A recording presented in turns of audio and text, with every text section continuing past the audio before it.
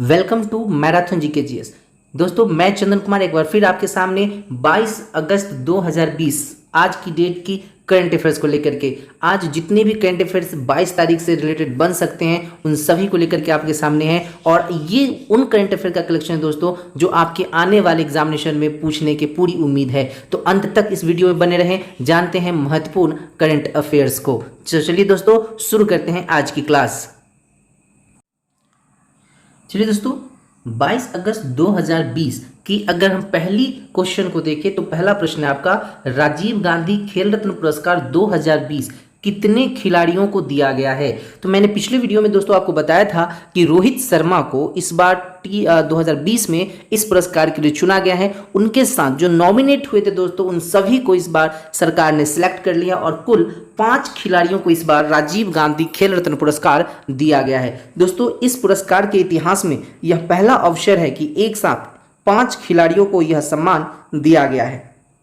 अगर हम उन खिलाड़ियों की बात करें तो सबसे पहले भारतीय क्रिकेट के स्टार रोहित शर्मा, पहलवान विनेश फोगाट, महिला हॉकी टीम की कप्तान रानी रामपाल, टेबल टेनिस खिलाड़ी मनिका बत्रा और पैरा एथलीट मरियप्पन थंगवेलु, इन 5 को इस बार इस सम्मान से नवाजा गया है। और अगर हम बात करें इस पुरस्कार की शुरुआत की तो 1991-92 में इसकी शुरुआत हुई थी और पहला अवार्ड जो दिया गया था वो दिया गया था चेस भारत के पहले ग्रैंड मास्टर विश्वनाथन आनंद जी को। तो याद रखेंगे। चलते हैं दोस्तों दूसरे प्रश्न की ओर। दूसरा प्रश्न है, विश्व वरिष्ठ नागरिक दिवस कब मनाया जाता है। दोस्तों यह दिवस मनता है 21 अगस्त के दिन हर साल। इस दिवस को मनाने के पीछे रीजन यह बताया जाता है दोस्तों कि जितने भी बुजुर्ग हमारे देश में है, हमारे घर परिवार में है, उनका सम्मान, उनका रिस्पेक्ट, उनका देखभाल करना ही इस दिवस का उद्देश्य है। अगर हम बात करें तो इस दिवस की घोषणा 1990 में संयुक्त राष्ट्र महासभा के द्वारा किया गया था।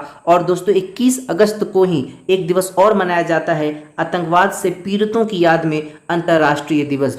बहुत सारे ऐसे लोग हैं जो कई आतंकवादी घटनाओं के शिकार हो गए हैं, तो उनकी याद में इस दिवस को प्रतिवर्ष 21 अगस्त को मनाया जाता है। तो चलिए दोस्तों चलते हैं तीसरे प्रश्न की ओर। तीसरा प्रश्न है दोस्तों, grand parent bag of stories, इस किताब के लेखक कौन है। दोस्तों इस किताब को रट लीजिए, आने वाले एग्जामिनेशन के लिए 100% आने की उम्मीद है इससे। इसके आंसर है दोस्तों सुधा मूर्ति। सुधा मूर्ति एक बहुत प्रसिद्ध भारतीय लेखिका है, इन्होंने इस किताब को लिखा है। दोस्तों इस किताब का प्रकाशन नवंबर 2020 में किया जाएगा और इसकी घोषणा सुधा मूर्ति ने अपने 70वें जन्मदिन पर की है। ठीक है, तो इसको याद रखना है आपको, नवंबर 2020 में इसका प्रकाशन होगा। इससे पहले सुधा मूर्ति ने grand mass bag of stories नामक किताब को लिख चुकी हैं और ये 2012 में प्रकाशित तो हो चुकी है।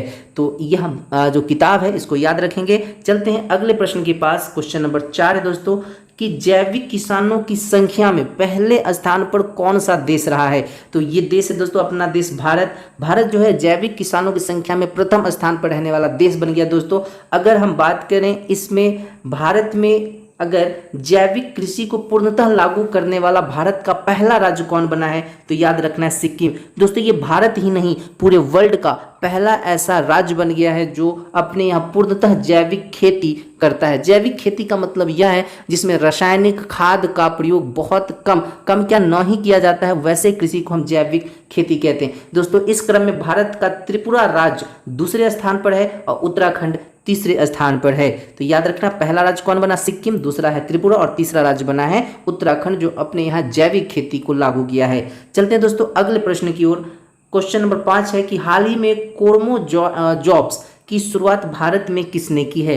दोस्तों कोरमो जॉब की शुरुआत भारत में गूगल ने किया है और इसके सहायता से जो भारत में लोग नौकरी की तलाश करने में लगे हुए उनकी मदद करेगा गूगल अपने इस सॉफ्टवेयर, इस एप्लीकेशन के जरिए। ठीक है, तो कोरमा जॉब्स किसने लॉन्च किया दोस्तों, तो गूगल ने। अगर हम बात करें इस कोरमा जॉब्स की तो गूगल ने इसे पहली बार दोस्तों 2018 में बांग्लादेश में इसे लॉन्च किया था और फिर 2019 में इसने इंडोनेशिया में लॉन्च किया और अभी 2020 में इसने इंडिया में इसको लॉन्च किया है। याद रखना दोस्तों गूगल ने अभी हाल ही में सोदार स्कीम की भी शुरुआत की थी? गूगल की स्थापना 1998 में किया गया था। इसका हेडक्वार्टर कैलिफोर्निया में है, ये आपको याद होना चाहिए। और इसके जो अभी चीफ हैं वो है सुंदर पिचई।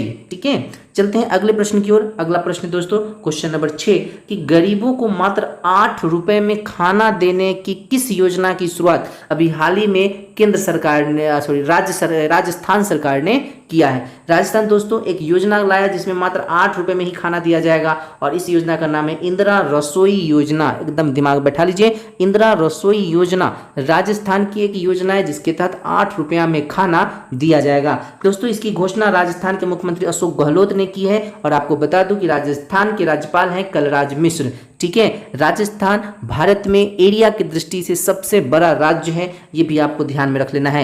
चलते हैं अगले प्रश्न की ओर। क्वेश्चन नंबर 7 कहता है दोस्तों कि हाल ही में लोन अगेंस्ट सिक्योरिटीज की शुरुआत किस बैंक ने शुरू किया है? तो ये बैंक है दोस्तों यस बैंक, प्राइवेट सेक्टर का एक बैंक यस बैंक। इसने लोन अगेंस्ट सिक्योरिटीज नामक एक पहल की शुरुआत की है। दोस्तों इसमें होगा क्या कि अगर आपके पास कोई सिक्योरिटी पेपर है, LIC है या कुछ भी हो, तो उसके आधार पर ये बैंक आपको लोन प्रोवाइड करेगी। ठीक है, तो यह पहल किसने शुरू किया? Yes bank. अगर यस बैंक की बात करें तो इसकी स्थापना 2004 में की गई थी। इसका हेडक्वार्टर मुंबई में है और अभी वर्तमान में CEO और MD की अगर बात करें तो प्रशांत कुमार इस बैंक के CEO और MD हैं। चलते हैं अगले प्रश्न की ओर। अगला क्वेश्चन है दोस्तों ग्रीन डिपॉजिट प्रोग्राम हाल ही में किस बैंक ने लॉन्च किया है? ग्रीन डिपॉजिट प्रोग्राम इसको लॉन्च किया दोस्तों HSBC इंडिया बैंक ने। ये बैंक दोस्तों ऐसे मूल रूप से अगर हम देखें तो ये हमारे यहाँ का बैंक नहीं है, लेकिन इसकी जो ब्रांचेज हैं, इसके मेन मूलभूत है भारत से जुड़े हुए हैं। इसका फुल फॉर्म है दोस्तों the Hong Kong and Shanghai banking corporation limited India, HSBC। इसकी स्थापना दोस्तों की गई थी 1853 में। इसका हेडक्वार्टर अभी मुंबई में और CEO हैं सुरेंद्र रोशा। तो इस बैंक ने अभी हाल ही में ग्रीन डिपॉजिट प्रोग्राम की शुरुआत की है। चलते हैं अगले प्रश्न की ओर। क्वेश्चन नंबर 9 है दोस्तों शक्ति माइक्रो प्रोसेसर को हाल ही में किसने विकसित किया है? इसका सही जवाब है दोस्तों IIT मद्रास ने शक्ति माइक्रो प्रोसेसर को डेवलप किया है और ये पहला हमारा स्वदेशी माइक्रो प्रोसेसर बन गया। दोस्तों अगर आपसे यह प्रश्न पूछा जाता है कि पहला स्वदेशी माइक्रो प्रोसेसर बनाने वाला कौन IIT है, तो वह है IIT मद्रास, याद रखना है। अगले प्रश्न की ओर देखें हम, तो अगला प्रश्न है हाल ही में किसने लेबर ब्यूरो का लोगो लॉन्च किया है? लोगो का मतलब जो सील होता है दोस्तों उसको लोगो कहा गया है, तो ये लॉन्च किया है संतोष गंगवार ने। किसने लॉन्च किया है? संतोष गंगवार। केंद्रीय श्रम और रोजगार राज्य मंत्री हैं दोस्तों संतोष गंगवार। इन्होंने लेबर ब्यूरो के नए लोगों को लॉन्च किया है। लोगो माने सील का ये लोगो 3 लक्ष्य को प्रदर्शित करता है, एक्यूरेसी, वैलिडिटी और रियलेबिलिटी को। इन तीनों के जरिए इस संस्थान को दर्शाया जाएगा। ठीक है, तो चलिए आगे बढ़ते हैं। अगला प्रश्न दोस्तों किस देश में हाल ही में कोरोना का नया स्ट्रेन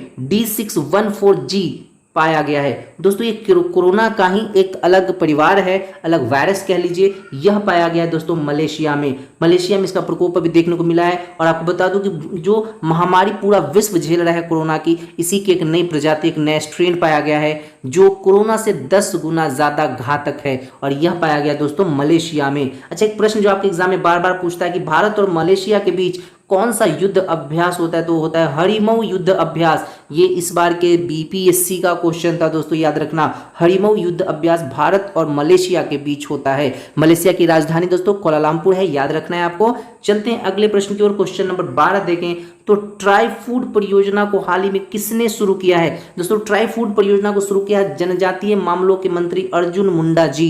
दोस्तों यह जो योजना लाया गया है ये जनजातियों के लिए विशेषकर लाया गया है क्योंकि वो जंगलों में निवास करते हैं और जितने जो फ्रूट्स वगैरह हैं उनको वो तोड़ते हैं और बेचते हैं और अपना जीविका चलाते हैं, तो उनके लिए यह परियोजना शुरू किया गया है अर्जुन मुंडा के द्वारा। ठीक है, इस योजना को जनजातियों के लिए लाया गया है, यह ध्यान रखेंगे। अगले प्रश्न की दोस्तों अगर हम बात करें तो हाल ही में किस राज्य सरकार ने सेवारत और सेवानिवृत्त सैनिकों को ग्राम पंचायत प्रॉपर्टी टैक्स में छूट देने का फैसला किया है? दोस्तों यह फैसला किया है महाराष्ट्र के गवर्नमेंट ने। ठीक है, ये सैनिकों को अब ग्राम पंचायत के स्तर पर जो प्रॉपर्टीज होते हैं उस पर टैक्स नहीं लेगी। महाराष्ट्र की अगर बात करें तो महाराष्ट्र को भारत की आर्थिक राजधानी भी कही जाती है। ठीक है, चलते हैं अगले प्रश्न की ओर। अगला प्रश्न 14वां प्रश्न है दोस्तों कि हाल ही में भारतीय लोकसभा के अध्यक्ष ओम बिरला जो संसद के स्पीकरों के एक विश्व सम्मेलन का उद्घाटन किए हैं, यह विश्व सम्मेलन कौन सा विश्व सम्मेलन था? तो याद रखना ये संसद के स्पीकरों का 5वीं विश्व सम्मेलन थी, जिसका उद्घाटन भारतीय संसद के अध्यक्ष ओम बिरला ने किया है।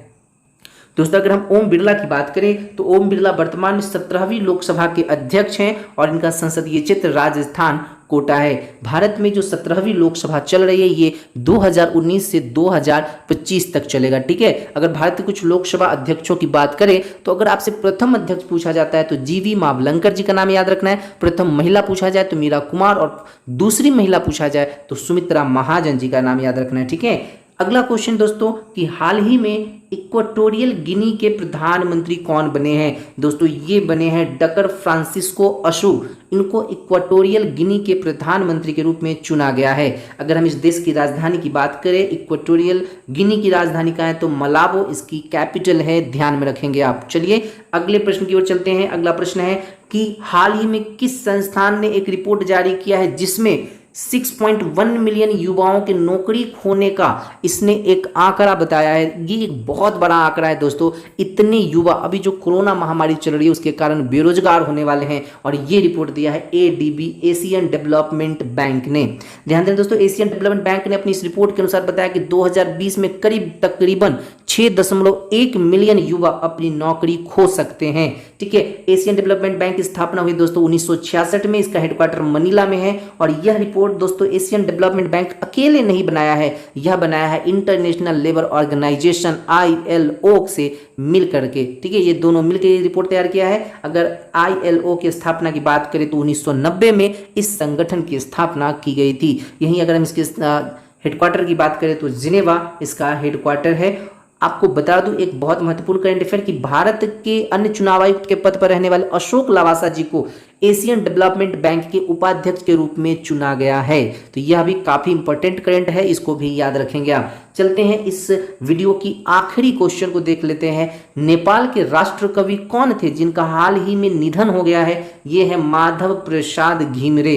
दोस्तों ये नेपाल के राष्ट्र कवि के रूप में जाने जाते थे जिनका हाल ही में निधन हो गया है। चलिए दोस्तों आपके लिए एक छोटा सा होमवर्क है, आप बताएंगे भारत के राष्ट्र कवि किसे कहा जाता है? कॉमेंट में जरूर जवाब देंगे। इसी के साथ आज की करंट अफेयर की क्लास को यहीं पर समाप्त करते हैं। मिलते हैं फिर से हम लोग अगले दिन के एक बेहतरीन करंट अफेयर की वीडियो के साथ। तब तक अपना ध्यान रखें, पढ़ाई को कंटिन्यू जारी रखें और मैराथन के साथ ऐसे ही जुड़े रहें।